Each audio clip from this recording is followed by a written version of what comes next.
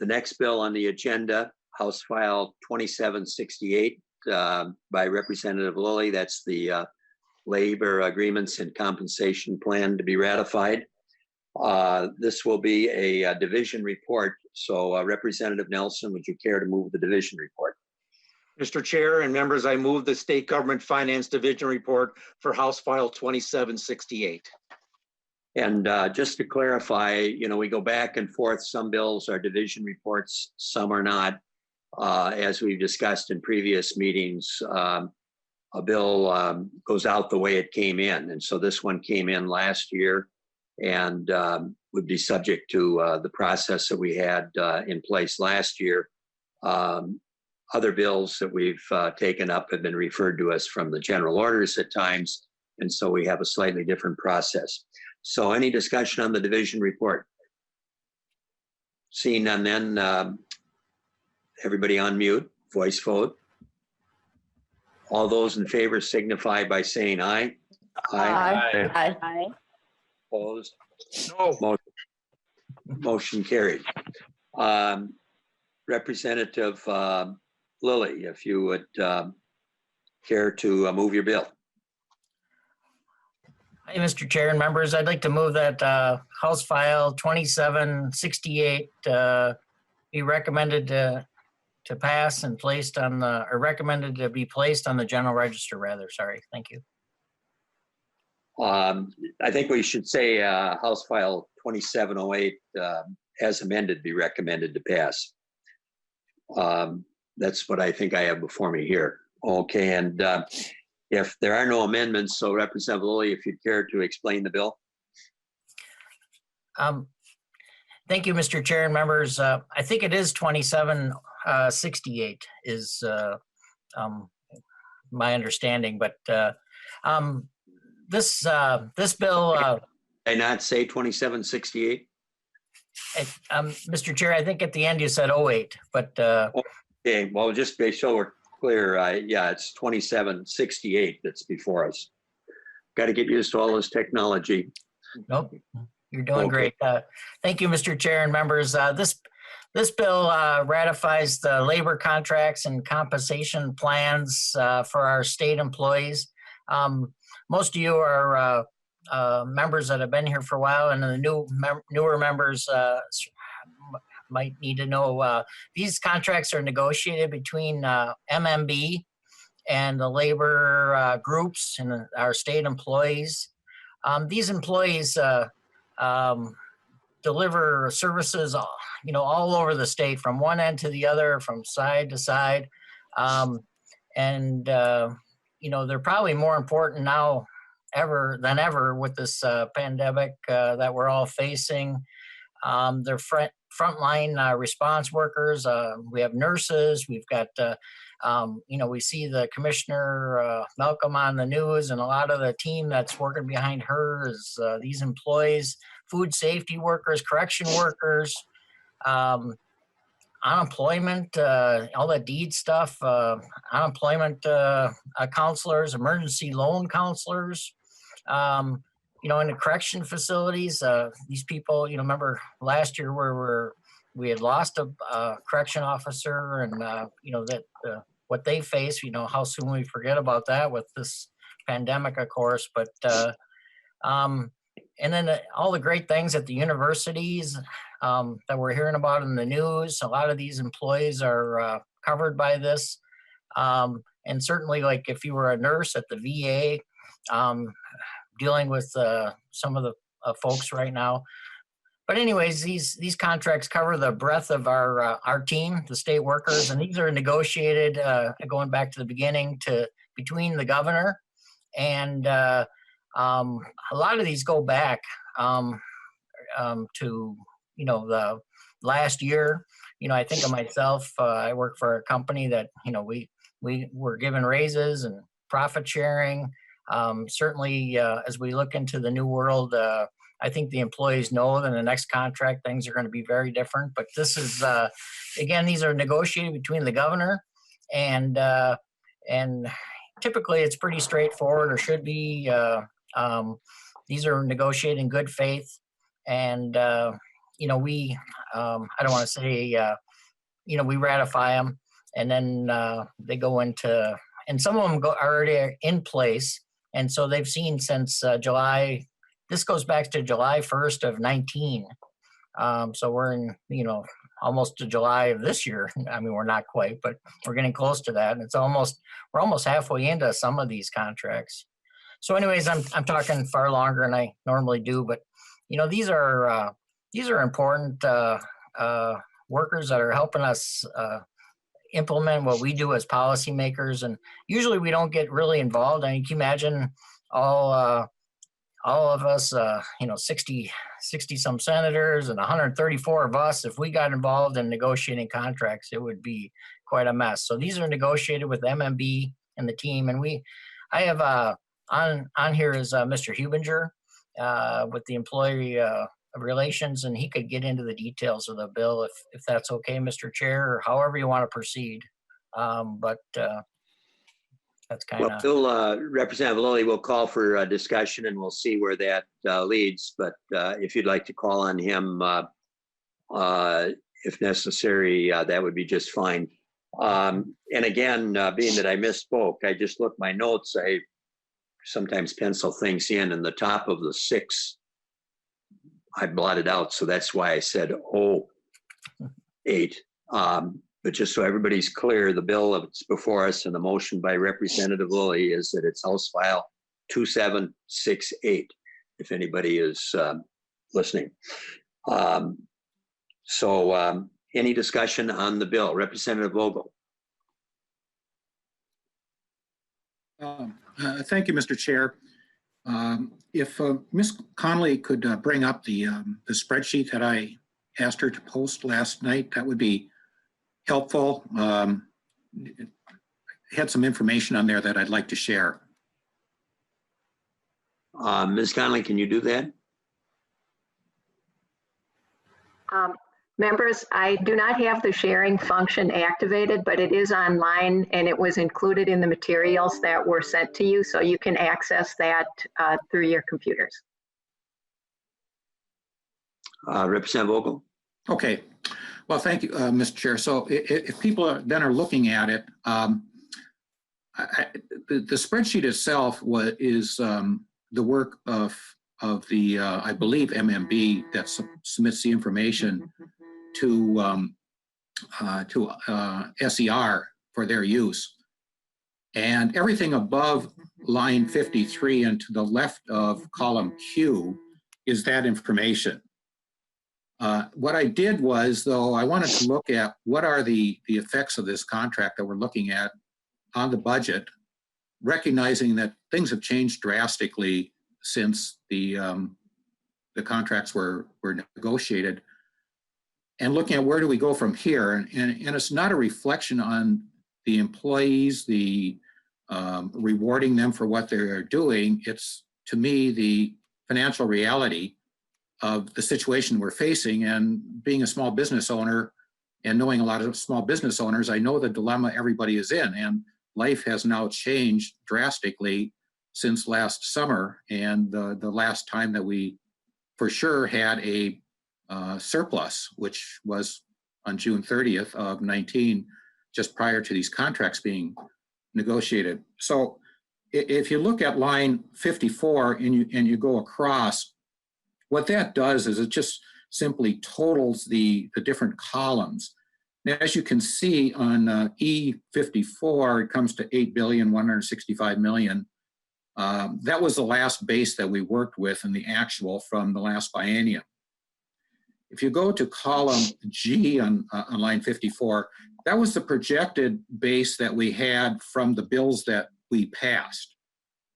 If you go to column J, that's actually what MMB is, from my understanding, is saying that the contracts actually came to. So if you look down in that little green area underneath there, it says 2021 change from projected. That means that the contracts actually came in $200 and almost $19 million more than what the legislation had intended. And I think that's not, unfortunately, untypical. So the number that I use to look at the future impacts is the number on J54, which is the actual biennial base that we're working with now going into 2021. You go over to Q, which is the column that I added. That takes into account what we have been paying plus the column O, which was the impact on the next biennium of dollars.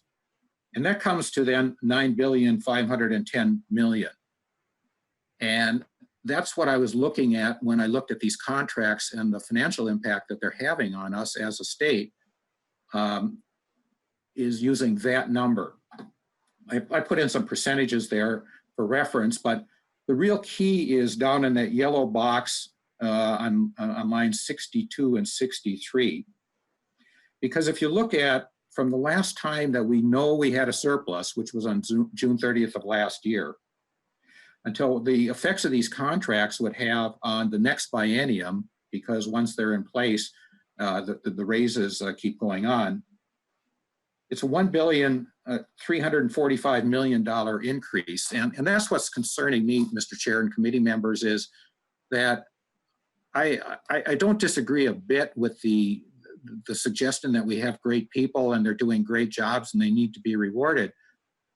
But at this point, it just doesn't seem financially prudent that we should be approving contracts when we don't know financially where we're going to be.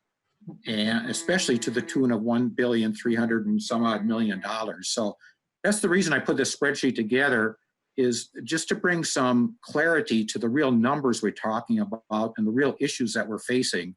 And again, I'm not taking anything away from the great employees we have and the necessity for treating people well.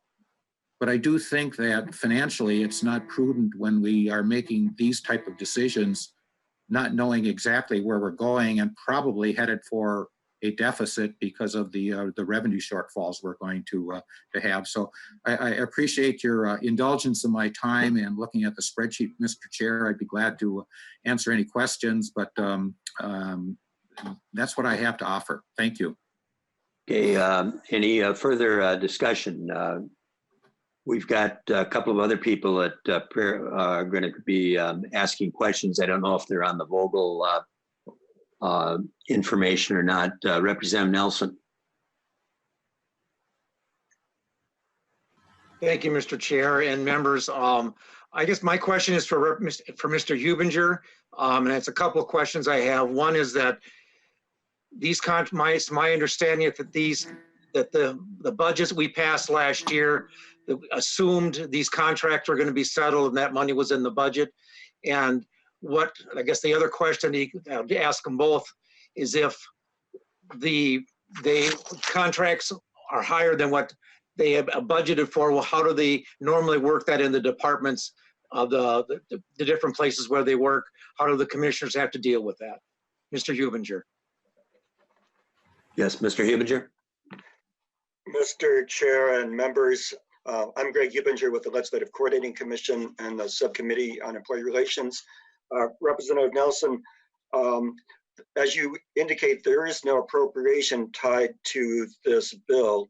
Agencies are required to pay for the increased cost of these contracts within their existing appropriations. If these costs exceed the amounts that they had originally budgeted, they would need to rely on other mechanisms such as salary savings or vacancy savings or reprogramming in order to generate the funds that they need to pay for these increases. Representative Nelson. Well, thank you, Mr. Chair. And so, members, again, there is no additional cost to the state. These are contracts that were negotiated in good faith. And just like any contract we have, we need to abide by them and go forward. If it's sometime in the future, we have to make budget cuts because of decreased revenue because of the COVID crisis, we as the legislature will have to do that. And then the commissioners and the departments will have to make their budget cuts and decide how they're going to make those budget cuts work that we give to them. but we shouldn't be punishing our hardworking employees that negotiated in good faith. And now some people are trying to say that we shouldn't be honoring these contracts. And I don't think that's a good way for the state to work. Okay, Representative Hertaus. Thank you, Mr. Chair, and my comment and question probably directed to the author and to Mr. Hervinger as well. Rep. Vogel, thank you for doing that spreadsheet. Just like when we pass legislation and it goes to conference committee, we do side-by-sides, and it's very impactful to look at the spreadsheet you put together and look at the columns and to do the side-by-side of how things are changing. And, you know, it's important to note, as I have observed the side-by-side that Rep. Vogel has put together, that we're looking at a 16% increase in these contracts over the previous two bienniums at 16.48%. If you divide that out by three bienniums, you know, that's averaging about 5.5% increase per year, which probably significantly exceeds the rate of inflation and the consumer price index and even the government price inflator that is preferred to use by government in terms of projecting costs.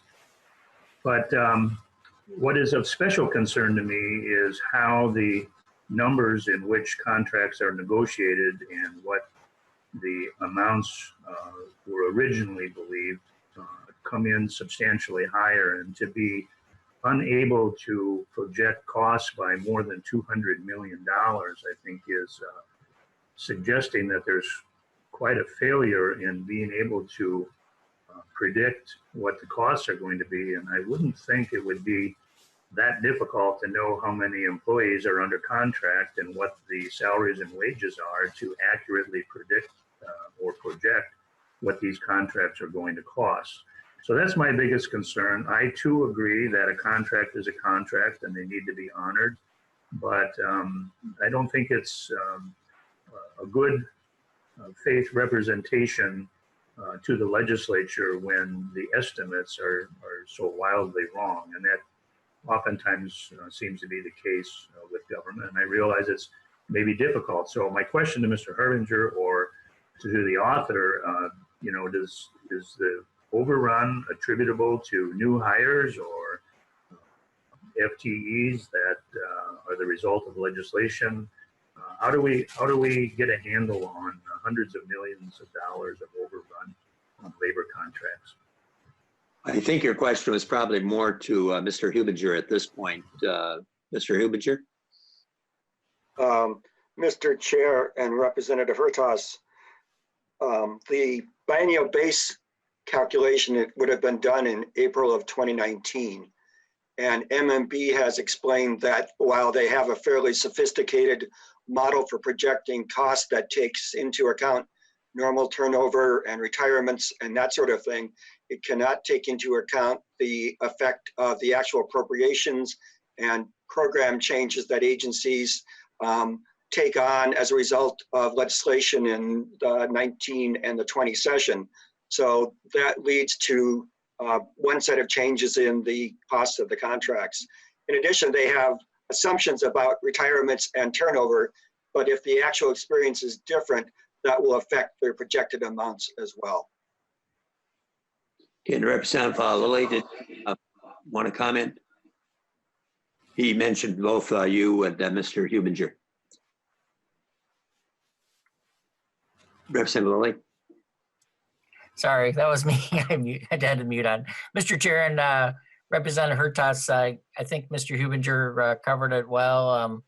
I hear what you're saying, and you know, it's not a perfect system. I think some of the changes that he mentioned that we do as legislators changes these numbers, and there's variables in turnover, but it's not a perfect system, and I respect that, and I always enjoy Mr. Vogel's research, quite honestly. I mentioned that at the last committee, and I know he does his homework well, and I appreciate that.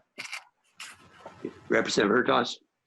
Thank you, Mr. Chair, and thank you for those explanations. I understand that we're looking at the total cost of labor contracts, not necessarily the salaries and wages of individuals in particular, but what is always of concern is when there are increases, the next contract is always based on percent, again, over base. And, as you keep adding on additional labor contract amounts or increases that are exceeding what the private sector is doing, percent on percent compounds over time, and it makes a wildly different scenario for individuals working in government as opposed to the private sector. So those are my comments, and I just think that people expect us to kind of hold the line on the state government spending. Thank you, Mr. Chair.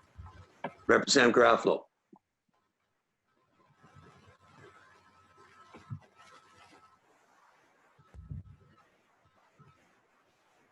Representative Garofalo.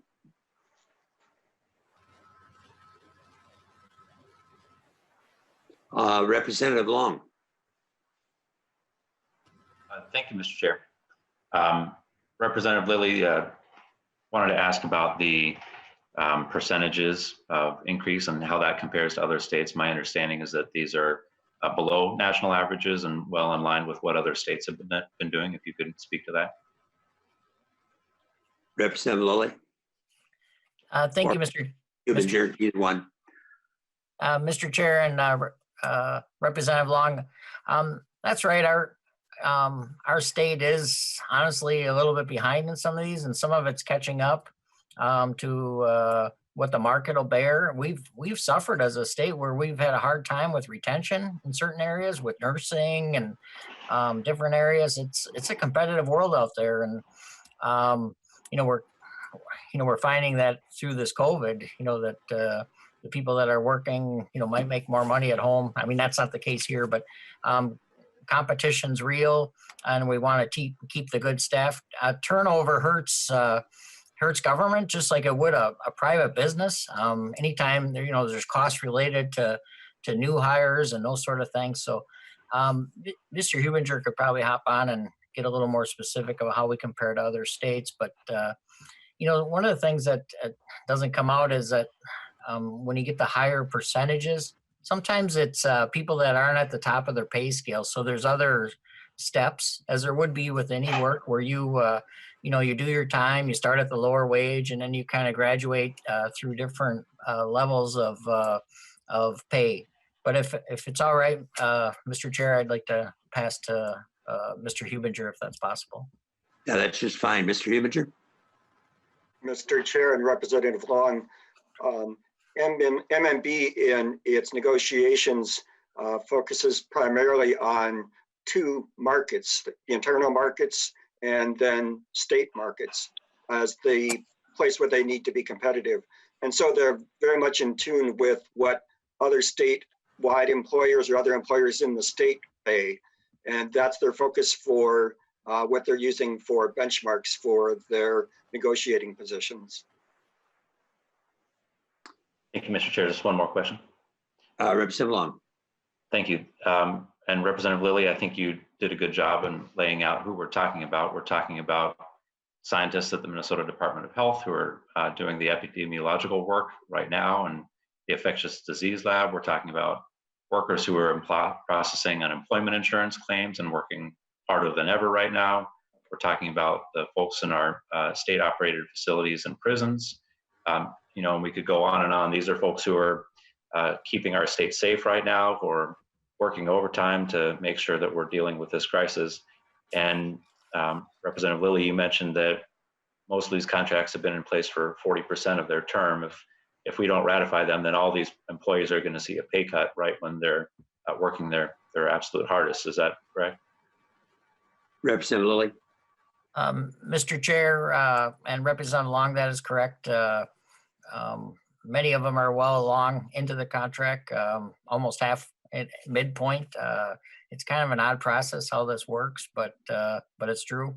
And Mr. Hubinger could be a little more specific on how many are at different points of the contract. Some of the contracts came in a little bit later. We last committee we just added in the nurses and engineers, basically MnDOT, our MnDOT team. But if you want to pass to Mr. Hubinger, that would be helpful, I think. Mr. Hubinger?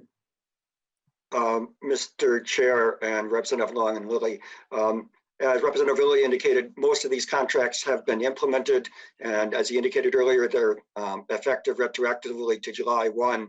The only folks whose contracts and plans are not in effect are the nurses and the engineers, which were submitted during the session, and those employees that are unrepresented in that are covered under compensation plans. So I would estimate that somewhere around 85% of state employees' contracts are currently in effect. Thank you, Mr. Chair. Thank you. And Representative Garofalo, I tried to get you before. I see you're back up again. Representative Garofalo.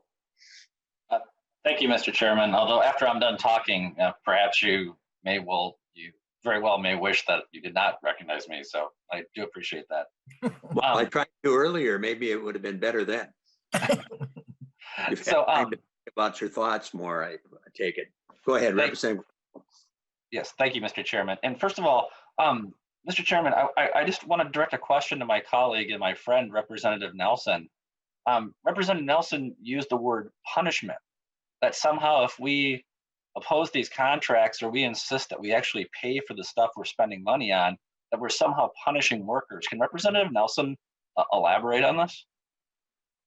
Representative Nelson.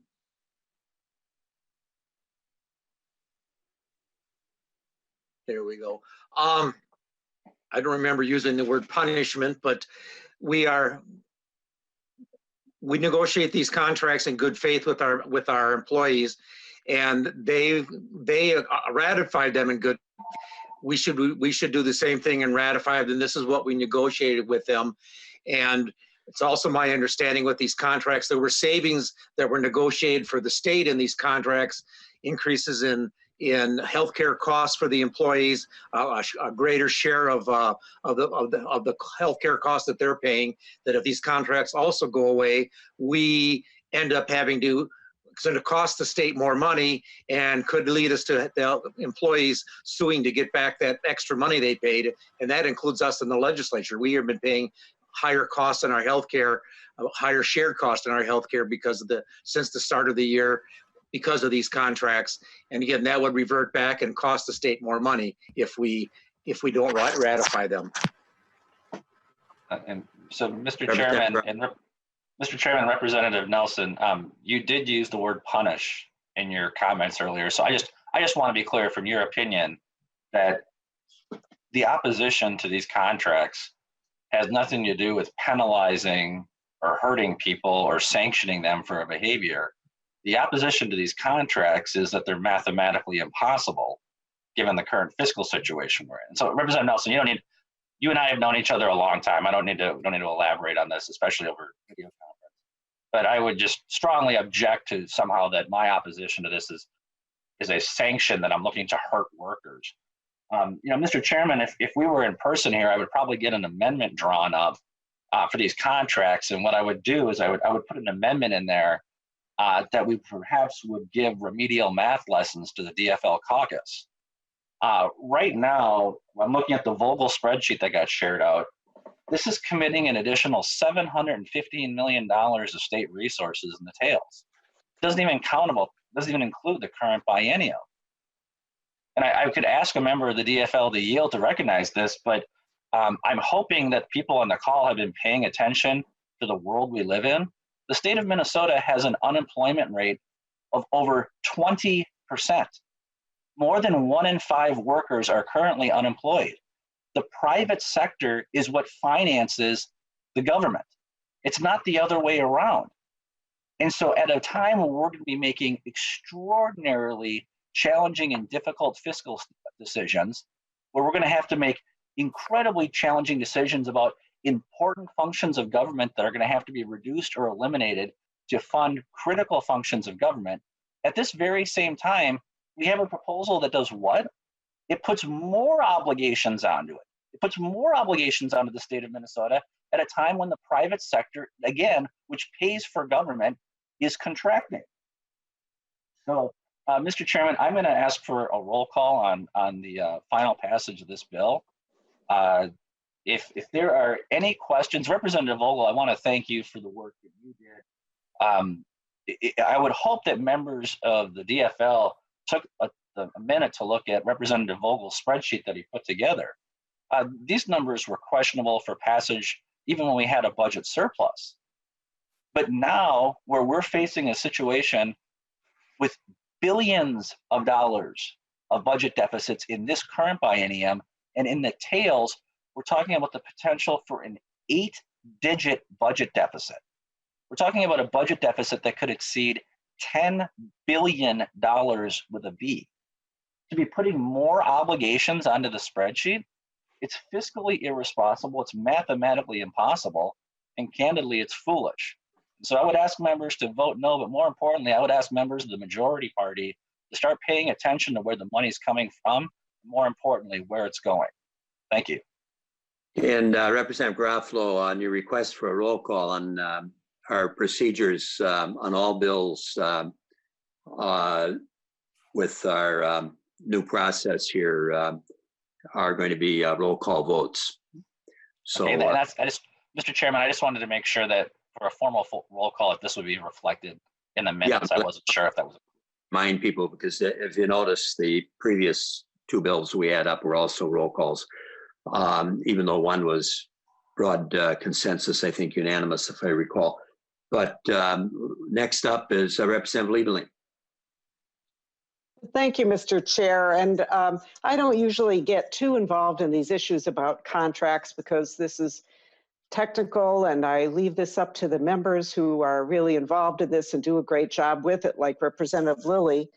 But I did just want to comment here because actually in my committee in Health and Human Services Finance, I heard kind of the same theme. And the theme is we should cut now, cut, because we're going to have a problem. And you know what? We all realize that the budget isn't what we thought it was going to be, but there will be a time for us to have to deal with the cuts. But right now, we have to deal with the current reality that we have. So Representative Garofalo loves to sort of do this kind of personal partisan thing that he loves to do. And what I hear from the GOP, this theme is emerging, which is, we know that GOP wants to cut government anyway. In the best of times, the GOP doesn't want government. The GOP, generally speaking, doesn't like government. And now it's great opportunity to cut. Well, guess what? That will come. We will have to look at that. But I do want to just respond to something that Representative Garofalo said in particular, this issue about the private sector financing government. Well, of course that is true. But it's also true that the people that we employ are consumers. They spend money, they pay taxes. And guess what really drives the economy, Representative Garofalo? It's consumer spending. This is something that Representative Dabney was talking about earlier with reference to a different bill. Part of the reason that we're having a problem in our economy is because people are not out spending money. Because consumer confidence has fallen. People are afraid to go and spend money, even the stores that are open. So this is all a cycle. So just to say, because employment is down, which it is, unfortunately, we are all very, very aware of what's happening with unemployment, and the very people who are helping to deal with that unemployment issue are getting paid under these contracts. So this is not just a one-way thing. These employees of the state of Minnesota also need to have money in their pockets to spend to boost the economy. They are also workers and taxpayers, and we need to support them. So this idea that we should preemptively be cutting the budget and preemptively start tightening belts, I don't agree with that. Representative Garofalo, I don't agree. And I hope that a lot of my colleagues don't agree with that either, because we will be inflicting worse harm on our economy if we proceed that way. Thank you. Representative Garofalo, your hand went up again. Representative Garofalo.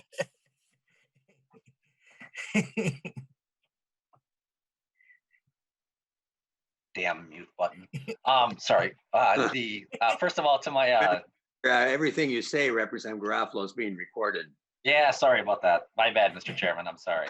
To my friend, Representative Liebling, first of all, it's good to see you, Representative Liebling. I'm not being partisan. I'm pointing out math. And part of me just wants to grab the laptop and go, say, DFL, pay attention. We don't have any money. Okay, we're broke. Right? There's not going to be a magic money fairy falling out of the sky, just bestowing billions of dollars of us to spend. We're not preemptively proposing anything, Representative Liebling and members of the DFL. We're in a deficit right now. Income tax revenues, capital gains revenues, sales tax revenues have fallen off a cliff without historic proportion. And this delusion that the DFL thinks that we can delay taking budget actions until after the election, what planet are you guys living on? So first of all, we just have to address the issue that when we're in a hole, you should stop digging, which is what this bill does. It keeps digging us deeper into a hole. But secondly, you got to get real, folks. We're going to have to make difficult decisions to balance our current budget. And every day that goes by that people ignore this or pretend that they don't have a problem makes matters worse. You're going to have to be prepared, Representative Dabney. The city of Minneapolis is going to come to our state legislature and they're going to ask for money to bail them out. They're upside down $200 million. That's one city that's lost $200 million. Take a look at the state of Minnesota and where we're at. We're not talking about thousands of dollars or modest modifications. We're talking about recognizing that state government, where it's at, is a post-COVID-19 world. And unfortunately, the DFL is stuck in a pre-COVID-19 mindset. You guys need to get real and acknowledge that. Next week, we're going to have some revenue numbers that are going to come forward.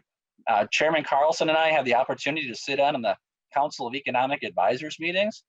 Folks, these choices are going to be unpopular. And the sooner you acknowledge that and the sooner you square that with the public, the better off we're all going to be. Thank you, Mr. Chairman. Okay, Representative Dabney. Thank you, Mr. Chair. Hearing the debate this morning reminds me that in my years in the legislature, I don't think I've ever seen the state employee contracts come before the legislature without the GOP opposing them, even when they were negotiated by a GOP governor. So yes, we're in very difficult times. I am literally up late at night, concerned about the impact of the COVID-19 recession, if we're lucky it's a recession, on the people of the state of Minnesota. But what that calls us as legislators to do is not use that as the latest reason not to treat the people who do the work we ask them to do with respect and dignity. It's time that we instead look comprehensively at Minnesota's economy and rejecting these contracts, cutting the wages of the people who do the work in every community across the state, not only is short-sighted, it actually further damages the state's economy. People have been promised salaries, they've been promised benefits, they've gone forward and made commitments in their lives based on those promises. And we can exacerbate the challenges in front of our local communities, in front of our Main Street businesses, by refusing to step forward to the commitments made, or we can decide that it's a choice. We don't have to defer to math. We can instead take responsibility for our actions as a legislature and not punt it over to some big concept of only looking at part of the challenge and calling it math and calling it unalterable and calling it not our responsibility. This is an opportunity for us to lead, to assure the well-being of all Minnesotans by making sure that the state stands up to its commitments and to assure that we do our part to maintain and strengthen Minnesota's economy so that it can bounce back in the strongest possible position in the shortest possible way. Thank you, Mr. Chair. Thank you. I've got a note, apparently must be on the phone. Representative Davids? Are you Thank with you, us? Mr. Chair. Very good. Representative Davids. Well, thank you, Mr. Chair. I just need to correct my good friend, Representative Davney, for saying in the past that GOP members haven't supported state contracts. I, for one, have supported many state contracts. I wanted to support this state contract. But first of all, members, we have committed to nothing. These have to be ratified. If we don't ratify them, they're not ratified. We have committed to nothing at this point. So there are GOP members that have voted for state contracts in the past. That was a blanket, inaccurate statement by Chair Dabney. And if we don't get this economy reopened on May 4th, which we're projected to do, if we don't, I think Chair Garofalo is going to be incorrect on this 10 billion because it's going to be much, much more than that. We have to realize that we are in unprecedented times. This is not business as usual. So we had better start preparing now because the money's not there. The state of Minnesota is broke. Let's deal with it. Thank you, Mr. Chairman. Okay, any further discussion? Just a quick comment that I might make because it goes back to my early days in the legislature. I was here in 1973 when we passed PELRA. That's the Public Employee Labor Relations Act. And we are a collective bargaining state. And my view is that both sides, the representatives of the state employees, the various unions, and the administration sat down at the table in good faith and they bargained a contract. And I think it's important that we honor that bargaining process. The other thing is, I think we're in a very unique situation with this particular contract because, as Representative Lilly pointed out, we have many workers that are being impacted by these contracts that are literally our frontline workers, putting their lives at stake, putting their families at risk as they work with the patients that are impacted with the pandemic. So I would just say that that's an important point to kind of keep in mind as we decide on voting to ratify the amendment. But we are a collective bargaining state and have been for almost a half century. With that, Representative Lilly, any concluding comments? Thank you, Mr. Chair and members.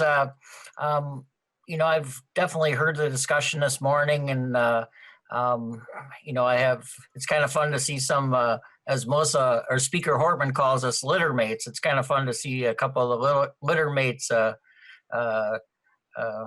Representative Garofalo and Liebling, sharing their love together. But no, it's you know, these things have been negotiated and in good faith. They're fair. These folks are again our face. I don't know about you guys, but I watch the 2:00 press conferences, and I'm pretty proud of our state workers and, you know, the university, what's going on, and all these people, the work they're doing. But I'm hearing what Representative Garofalo and Vogel and Hertas and Davids are saying. Believe me, I hear it. I know we're going to face this wall, and we're going to face it together, and we're ready. We're up for that task. We've faced deficits in the past, and we'll fight for Minnesota, a better Minnesota. But I would appreciate your support today on these contracts. I think these people are our team, and they are our neighbors, and it's not a perfect thing. I respect that, but I'd appreciate your support today, and I think it's an important message for Minnesota that we're gonna move forward. Okay, and Representative Lilly, with your concluding comments, would you care to renew your motion? Mr. Chair, I'd like to renew my motion that House File 2768 as amended be recommended to be placed on the general register. Okay, the motion is before us, and as I indicated earlier when we're passing bills on final passage, they will be a roll call. In addition to that, we had a request that it be a roll call. So Ms. Sparkman, are you ready? Mm-hmm. Okay, if you could call the roll. Representative Carlson, Aye. Representative Olson, Aye. Representative Garofalo, No. Representative Albright, No. Representative Bernardi, Aye. Representative Davids, No. Representative Davnie, Aye. Representative Jiskowski, No. Representative Eklund, Aye. Representative Hamilton, Representative Hansen, Aye. Representative Hausman, Aye. Representative Hertas, No. Representative Hornstein, Aye. Representative Kresha, Representative Liebling, Aye. Representative Lilly, Aye. Representative Long, Aye. Representative Mariani, Yes. Representative Marquardt, Representative Nelson, Aye. Representative Newer, Aye. Representative Pulowski, Aye. Representative Poppy, Aye. Representative Schumacher,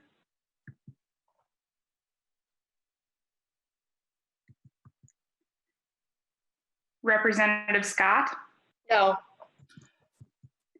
Representative Torkelson, No. Representative Vogel, No. Representative Wagenius. Yes. And if you could call the names again of anybody that was present and didn't vote to make sure they had the opportunity. I think Representative Hamilton indicated that there's a big meeting in his district with the governor and Representative Colin Peterson. So he indicated he may have to leave early, but be sure you call his name again in case he's still available. Representative Hamilton, Representative Kresha, Representative Marquardt, Representative Schumacher.